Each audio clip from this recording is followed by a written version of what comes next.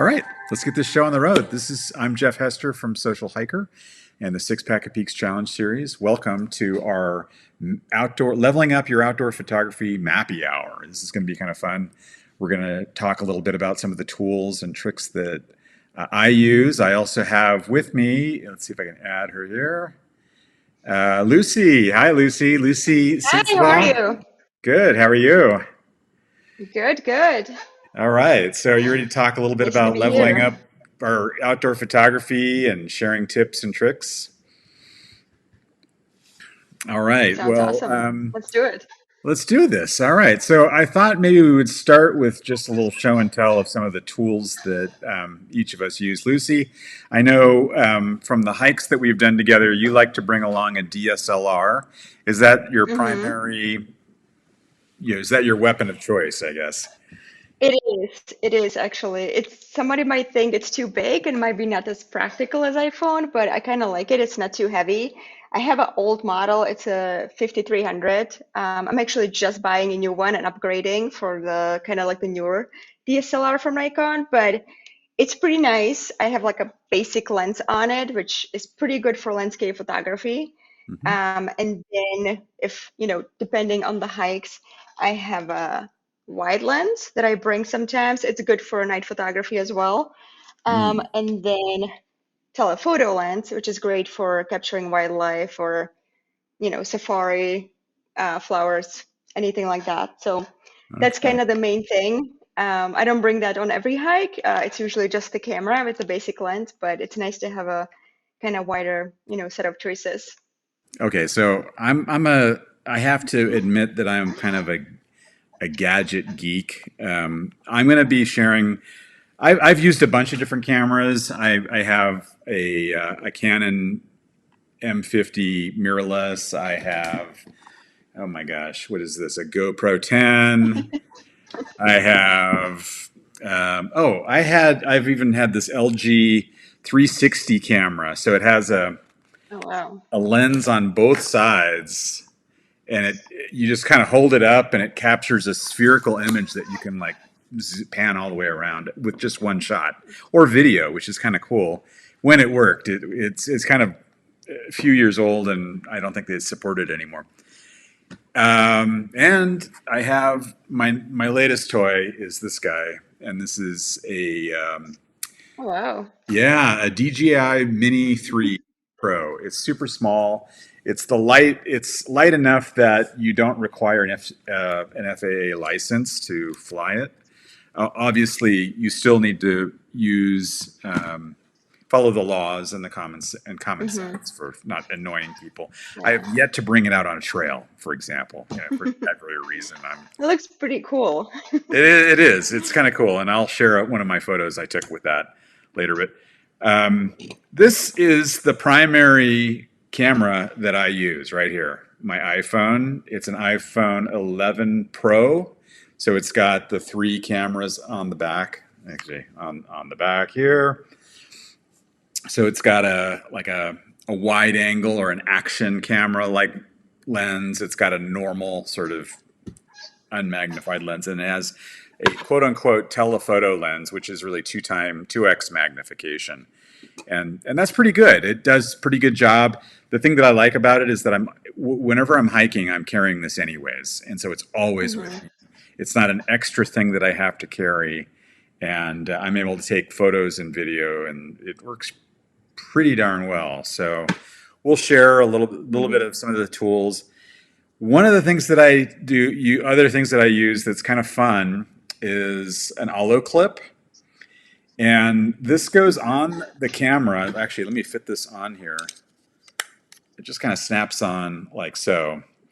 And it allows you to do macro photography, so super close up stuff. And I'll share a couple of images, or at least one image from Nice. that. It's a lot of fun.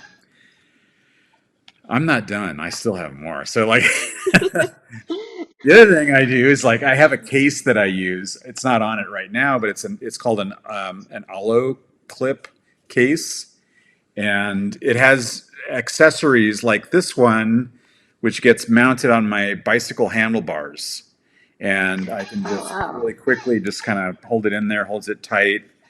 I have a similar device that can go on a tripod mount. So that works really well for that. And which, speaking of which, you didn't mention tripods, Lucy. Do you use a tripod? Oh, I didn't, but I do have it right here. I have a pretty basic one that I had for years. I usually just bring it like if I know I'm gonna be shooting either like night photography or waterfalls. For the night photography, it's kind of essential. For the waterfalls, it kind of depends on how much lighting it is in the area. I've been able to like take decent photos just like hand holding the camera, but I kind of Hmm. like it to bring it with you. It's pretty light.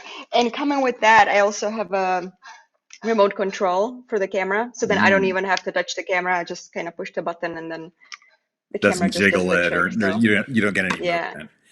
So exactly. I have a similar thing. I have like a fairly lightweight. It's not, super duper. It's an Amazon Basics tripod that does the Yeah. job. And I'll bring this sometimes, but most of the time, if I want to bring a tripod, it's going to be something small and really super portable like this. And there's a lot of different Nice. variations. This basically just folds open, so I can fold the legs. Oop, I just broke it. Ah. Good thing I have another one of these, but at any rate, the legs fold open, and it's got a standard camera mount on, or Yeah. mount on there, and then I have things like adapters, either for the hollow clip case, or you can do something like this, which is spring loaded, so you can use an Android or any kind of phone that you or one of your friends may have, and that'll work great. And I use that for like group shots at the summit. Like when we did Mummy Mountain in Right. Vegas. Yeah. We were able to set it Mm-hmm. up on the iPhone over there. And then I used my Apple Watch to actually do as my remote for the shutter on the iPhone. Yeah. That's pretty smart. That's So pretty it's kind awesome. of a nice way to do it. And it'll actually when you use the camera app on the Apple Watch, it will create a burst of photos. So like when you're doing a group shot, somebody's blanking, Right. somebody's looking the other way, that'll capture like a stream of 10 photos really, really quickly. So you can pick the one that's the best and go with Yeah. that. Oh, yeah. So we do have some questions here. And I'm going to add those. I'm going to go ahead and just say, hey, Joseph, thanks for joining us. Joseph asked, would hiking poles make a good monopod? I've seen people do that where they have a camera mount built into the top of a trekking pole handle.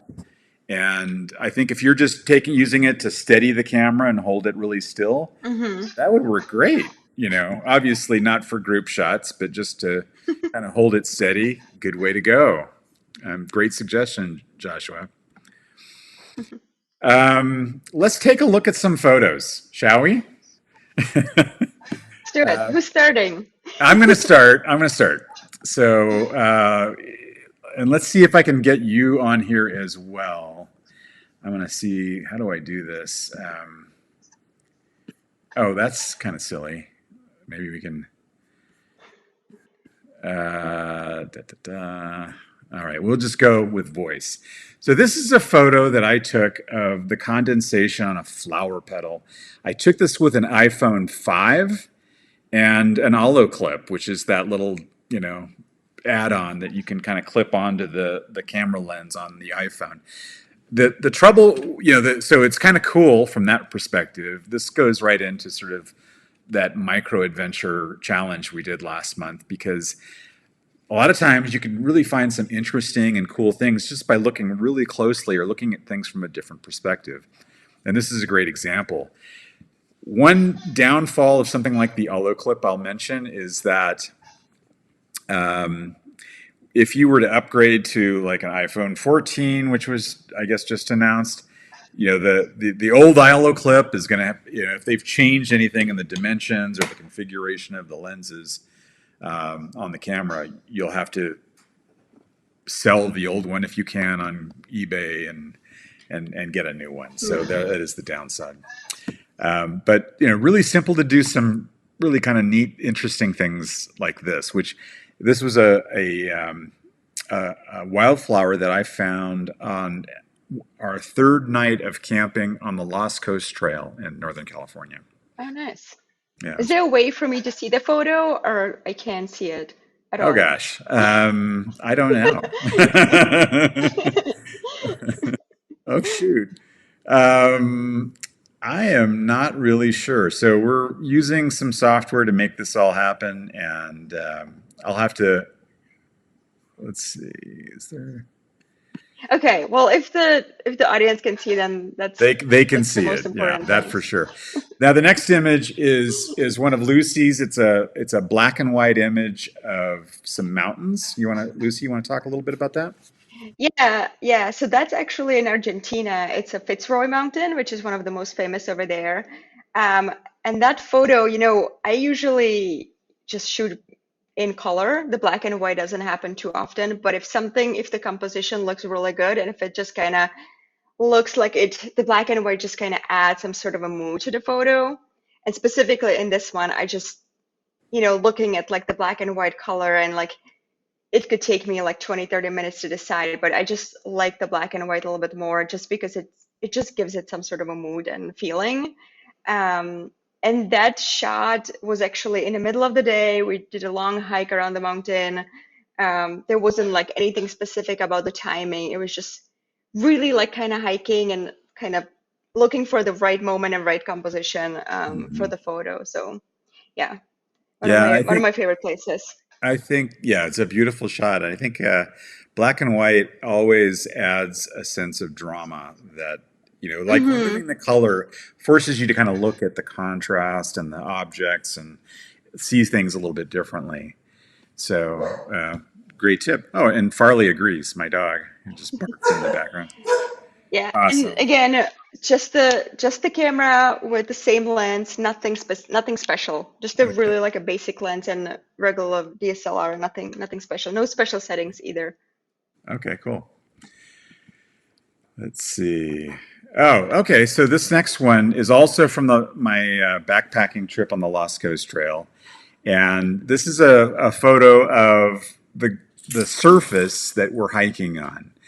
Um, what we're looking at in this photo is just basically my perspective looking down at my feet. You see my legs and my boots and these rocks, these round uh, rocks that have been um, smoothed out by the ocean and the waves over centuries. And it's I guess for me, when I see that, I remember how hard it was to hike through that. And I think that's one of the things I like to do. I always like to see these photos because it helps me to remember um, what that trail was like and maybe express that to somebody else. Because you think about like a walk on Mhm. the Lost Coast Trail sounds like a walk on the beach. It sounds nice and easy, and it's not all like that. Some of it's quite challenging. So that's kind of what that's about. Yeah, I mean, I've done the Lost Coast a couple years ago, and I remember like it's a pretty flat trail, but you have to hike on the beach for days. So that's what kind of makes it unique and a little bit more difficult, maybe. Oh, for sure. Yeah. This next photo is one of Lucy's. It's a wildlife photo of a lion. I don't know Yes. where this is from, but maybe you can give us some background. Yeah. You didn't get Yeah, eaten or this is anything. no, no, no, no. So this is from Tanzania. I've been there twice when hiking Kilimanjaro. We did a couple of safaris. And the great thing about the safari is you are in a Jeep. You never go out of the car, so there's really no danger. You get fairly close to the animals, but not as close as you might think. So this animal hasn't been too close. But again, so it's the DSLR, but this time I will be using the telephoto lens, which is it goes all the way to 300 millimeters. So it's a pretty good zoom lens. It's really good for almost everything, especially if you go to see wildlife. And the wildlife, it's just sometimes it's not as close as you might wish. So you can capture the detail with like an iPhone or even with the camera with a regular lens, you just wouldn't be able to. So and on the safari, I was trying to kind of capture some of the details of the animal faces just because it's just so unique. You know, you don't see that every day. So again, the That's telephoto beautiful. lens works really great. I know my friend had an even bigger telephoto lens with more detail, but even the 300 is it's pretty good. It works pretty well. Well, All I'm gonna. the all the yeah, sorry. All the safari pictures are always with this lens. I don't have Uh, anything bigger than that so far, so it's been working pretty well. and were you were using a tripod, or were you steadying the lens somehow? Yeah, no tripod because you are shooting it from the car, essentially looking out of the window. Hmm. So you can use the side of the window kind of to steady it up. But it's really just all handheld. So with the telephoto lens, the bigger the lens, obviously, like you have to steady it up. Otherwise, even minimal movement, it's just not gonna look good. It's gonna be a little bit blurry. You will Yeah, not get the detail. So even with the telephoto lens, I shoot, I don't know, 100 photos of in a day, and then there will always be some that are just not good and blurry. not good So enough. Yeah, it's not that it's not that every photo is great, but this one was pretty okay. that's one It's of the actually nice hanging things. behind me. That's one of the things that's nice about digital technology is that when I was younger, before digital cameras and digital photography, I had to count how many shots I had left on a roll of film, and it was Oh yeah. expensive to get them developed. And you didn't want to have like you couldn't shoot 100 shots and hoping to get hmm five good ones. You had to shoot really be judicious about the shots you took and try to make the most of them. And so Oh that's a yeah. really nice thing about having digital technology today. hmm I mean, it's amazing that you take a couple of shots and you can look at it right away and kind of decide if that's good enough or if you're just gonna keep doing your thing. Yep, yep.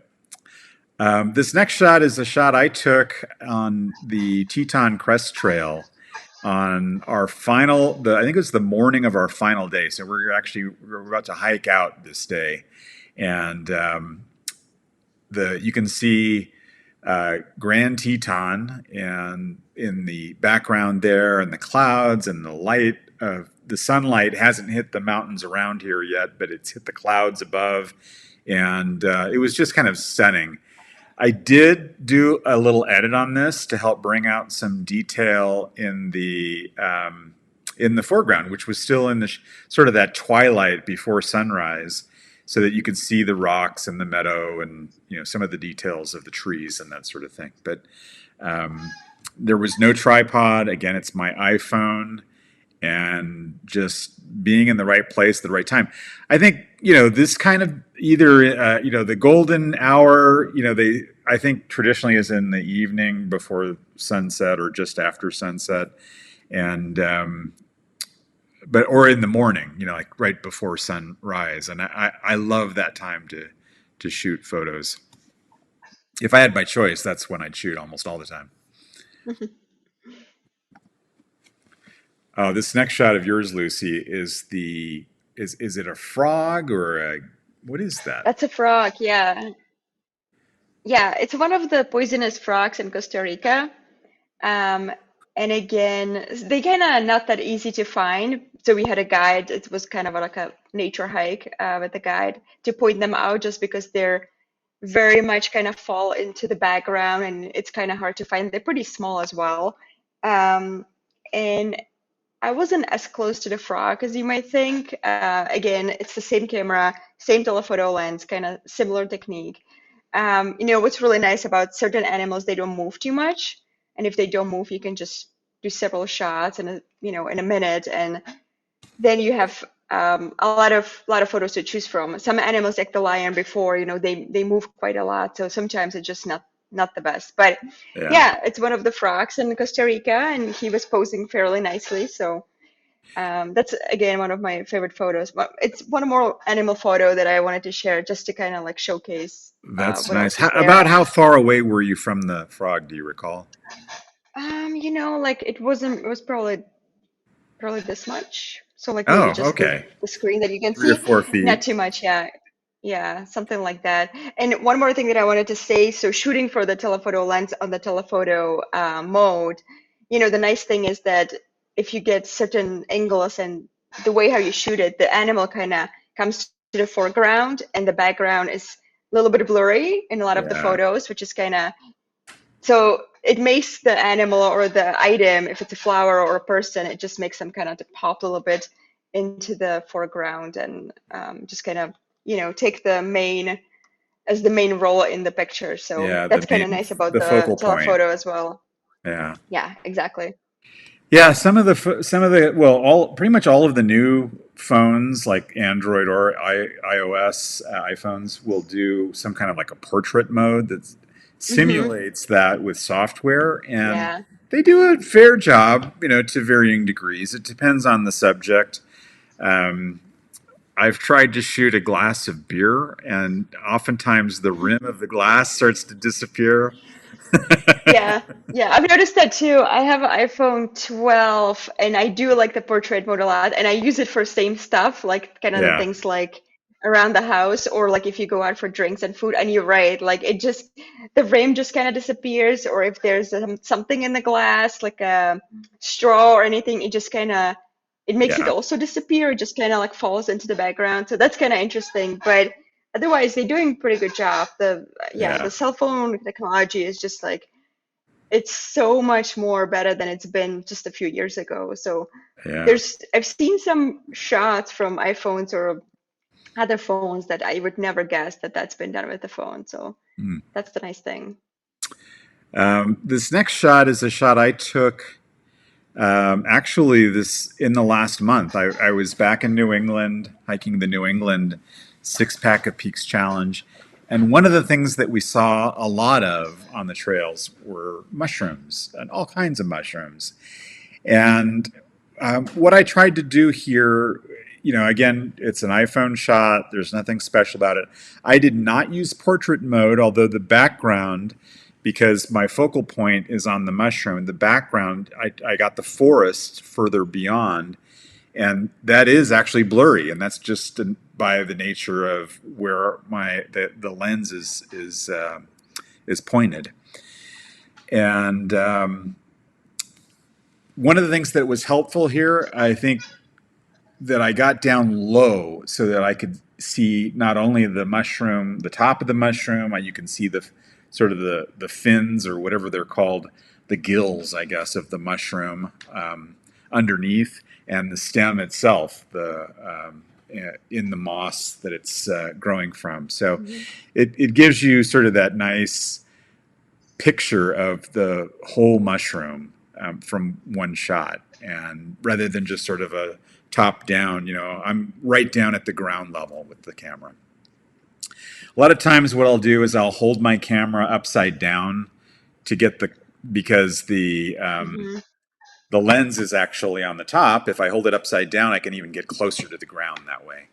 And Hmm. that's been kind of fun. I've done that with things like clover and getting a picture from under the clover looking up, and just a Nice. different perspective on something sometimes is a lot of fun. Hmm. Yeah. This next shot from Lucy is a waterfall. I don't know what waterfall is this, Lucy. Do you recall? Oh, yeah, that's Ramona Falls in Oregon. So that's on a Timberline trail. Hmm.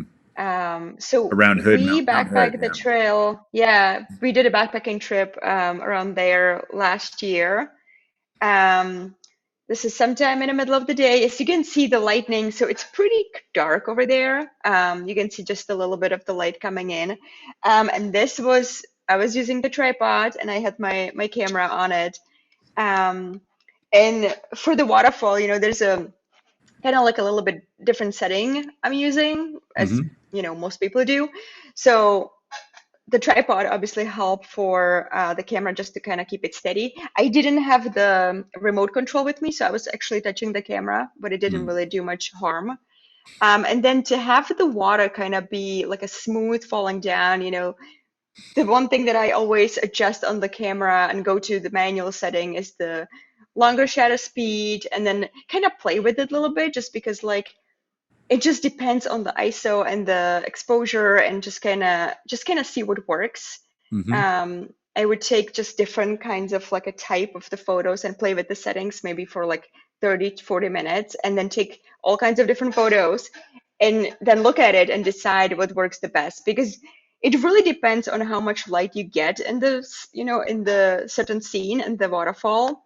I've been to waterfalls when there's blue sky, sun is shining, and the waterfall doesn't come out as good because there's too much light.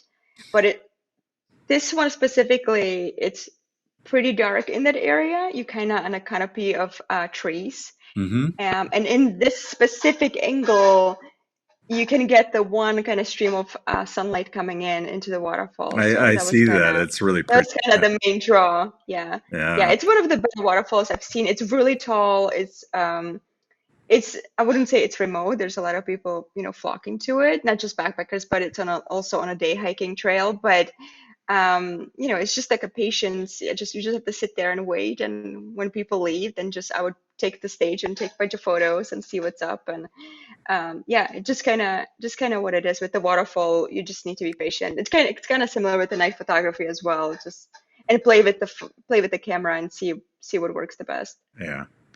And what's the name of that falls again? Ramona Falls. Ramona Falls. Okay. Yeah, Ramona I Falls in haven't done the Oregon. Timberline Trail yet. It's on my list. Yeah, I definitely recommend it. I think it's one of my top three backpacking trips. Wow. It's the scenery is awesome. I like to be above the tree line a lot and kind of see the mountain and be on a ridge line, and that trail kind of really provides that. Like obviously you go into trees as well, and there's a lot of river crossings. But yeah, it's a really scenic trail, and it's not hard. It's fairly doable. Cool. Just as a sort of a counterpoint, this is a photo I took um, in New England and I forget which trail this was. Let me think for a second. I think this was Mount Chokrua, which is in the White Mountains of New Hampshire, and um, the trail that we went up followed along a little stream, and there was a series of cascades. And I took a bunch of photos with my iPhone. I did not use a tripod. However, I did try to, take a moment, steady the phone, and I used the live photo mode on the iPhone. And the live photo mode captures, I don't know, a few seconds of images. And then once you've captured it, it gives you some options. And one of the options, if you swipe down in the edit mode, you can swipe down and say, I'd like to turn this into a long exposure. And it will then kind of combine the images that you've created into a single image. And that's where it does sort of it fakes out the effect that you got, Lucy, with your the longer Hmm. exposure time and a tripod, but with an iPhone. Yeah. And so it's not nearly as detailed because you can see there's some, especially where the leaves are in the forest, because there's a little bit of movement, I'm sure. Hmm. So they lose some detail, but the water itself, I think, looks quite lovely. And it's just an iPhone, so it's kind of handy to be able to do something like that. And that's a neat little trick Hmm. that a lot of people don't know about. I think this is Yeah. our Do last you edit your photo. photos from iPhone at all? I'm sorry, what? Sorry. Go ahead. Oh, I was just asking, do you edit your photos from iPhone at all, or do you just leave them the way you shot them? I almost always edit them. You have any? Yeah, Yeah. I edit them. I'll edit them on the phone itself, and sometimes I'll crop them. I might crop it Hmm. to a different aspect ratio, like 16:9. Sort of a widescreen, Yeah. or I might do something to boost or diminish the shadows if I want to see more detail in the Hmm. foreground who's in the shadow or something like that. I will do some editing, and I feel no shame in doing that whatsoever. I think No, I no, think I don't that think there is any shame. yeah, I think the goal to me for me the goal is to recreate what I see in my mind, what I remember in my mind. Hmm. And of course, photos can get close, but they're never as good as being there, and experiencing it because you have all five Hmm. senses put into play, and there's movement and there's so much more. It's ever changing.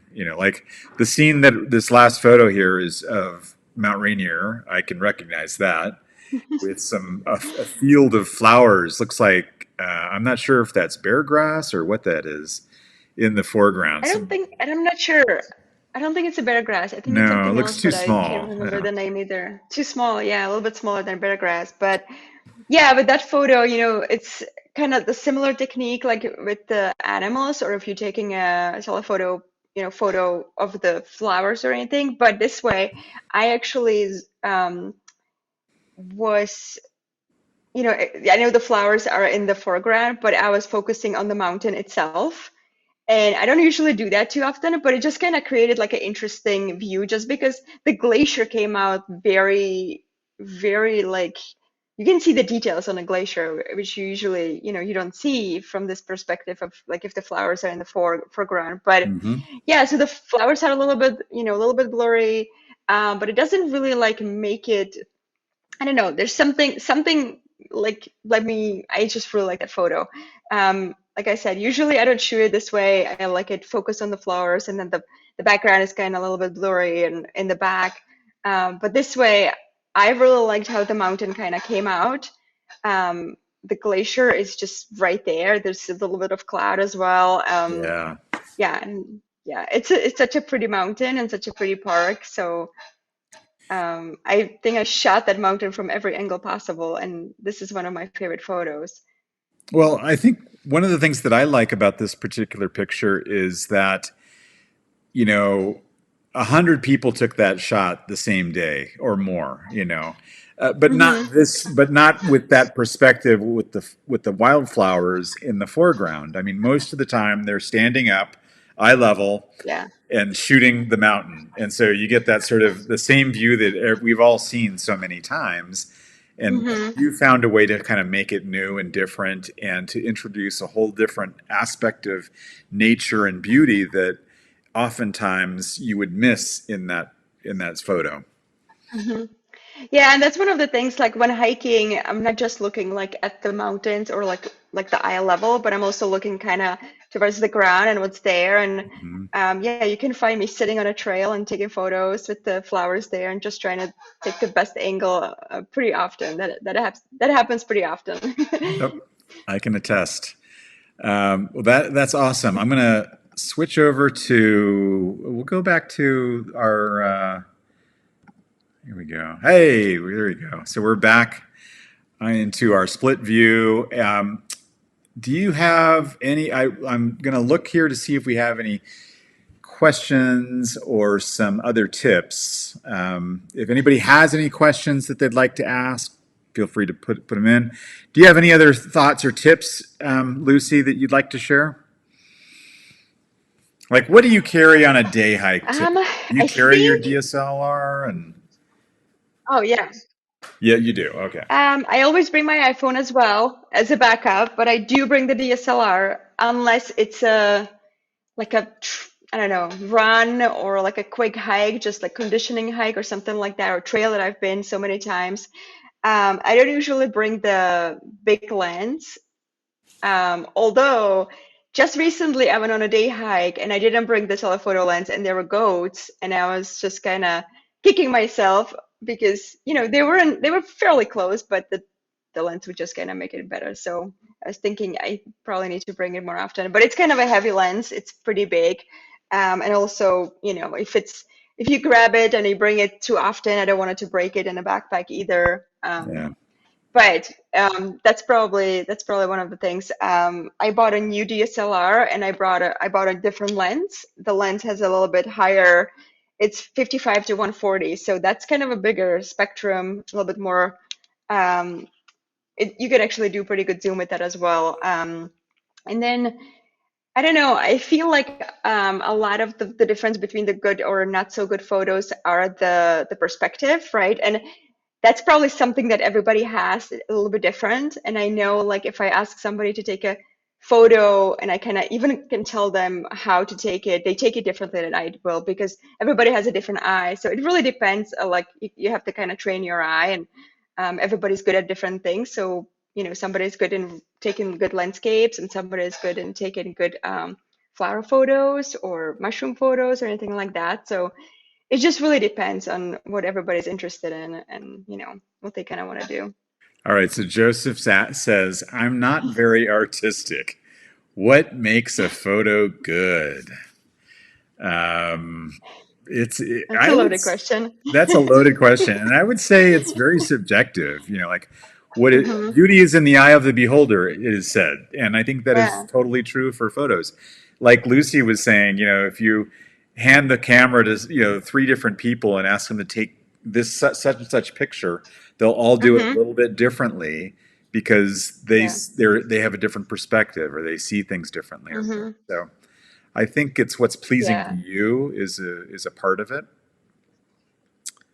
Um, Yeah, but and I mean, one of the basic rules is the rule of the thirds, right? To kind of yeah, like fill all the corners and yeah, just kind of go out and see what's good and take photos. Everybody, nobody took the first photo and it was like the best photo ever, right? It just kind of depends. You kind of train your eye and train what it is that you kind of want out of the photo. And I think that really depends on everybody, separately. Every person has a different eye and every person wants something else from the photo. yeah, And it also can represent the experience, right? If it was on a hike or a different trip, a basic photo that people might think like, oh, there's nothing like special about it. It might mean something to the person who took the photo. So it just really depends. right, right. Good points. A couple things that I think about. I like clouds in the sky. I don't, like I don't want to. If I can avoid it, I don't want a perfectly blue, cloudless sky. Mm-hmm. I want some blue and some clouds and a little bit of drama so that you can kind of, it just kind of helps the photo, I think. So, that's not something that you can control Yeah. necessarily, but you can Yeah. choose like, oh, this is a great time to take photos. I'm going to take a little more time and put a little more effort into it. Or, if it's golden hour and you just happen to see Mm-hmm. the perfect lighting, you might spend take a moment, stop, take some Oh time, yeah. look around, take some photos, take a few more, Mm-hmm. and play with it. Yeah. I love to take reflections, and those are the best in the morning because there's no wind. Sometimes you get them later in the day as well, but I have few photos from like 5 a.m. in the morning in the summer, and you can see like you take a picture of a beautiful mountain and by a lake, and it reflects completely in the lake, and that's kind of something that I've been also trying to do more, and just kind of finding places where you can take those photos. But yeah, it just really depends on the timing as well. And I mean, that's one more thing that I kind of look for, right? If I know I want to do specific hike for specific reason, I want to take wildflowers. I'm gonna go when they're blooming in the spring, and I'm kind of gonna do some research about it. Or I'm gonna go on a nice day when I know I'm gonna get good light. I'm not gonna go on a rainy day, maybe. Although the rainy photos are sometimes good too, but it just really depends, what everybody wants from the photo and the experience. Hmm. Yeah, I think that's one of the things about backpacking that is challenging because you're covering, you're hiking from, after you wake up, you have your breakfast, you break camp, and you're hiking all day until you get to the next camp. And a lot of those hours of the day are like the middle of the day, which is when the lighting is the least dramatic and, you know, least interesting, some might say. But there's nothing you can do Hmm. about that. That's like you're going to have to go from this camp to that camp. You're going to have to do that. So you have to be opportunistic, and look for those ways to find a different perspective or something that's unique about it. And it might be an interesting tree or an interesting mushroom or Hmm. an animal if you're lucky. And Hmm. find ways to find interest and capture the memory in the moment in a way that it'll help bring it back to you when you look at it, months and years later. Yeah, no, for sure. And with the backpacking trips, you can get good sunrise or sunset photos as well because you're already there. You're there, yeah. And You don't have to get up early. You're there. yes, exactly. Yeah. All right. Well, I don't. Any other closing thoughts before we head out? Let's see. Did I have any more? No, that was it as far as the photos go. Okay, cool. I'm going to just say thank you to those of you who joined. I do have on here, you can find Lucie online at climbhiketravel.com, your website, because you do lots of things besides just hiking and photos. And on Instagram at, I don't know how you say that, but it's LUCYAN_travels.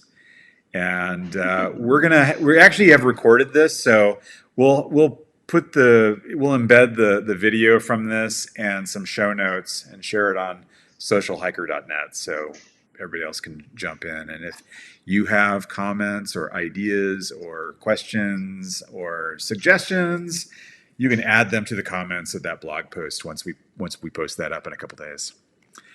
All right, so Joseph, Jenny, everybody else who was online, thank you so much for joining us tonight. Lucie, thank you again. It's been great to chat with you again.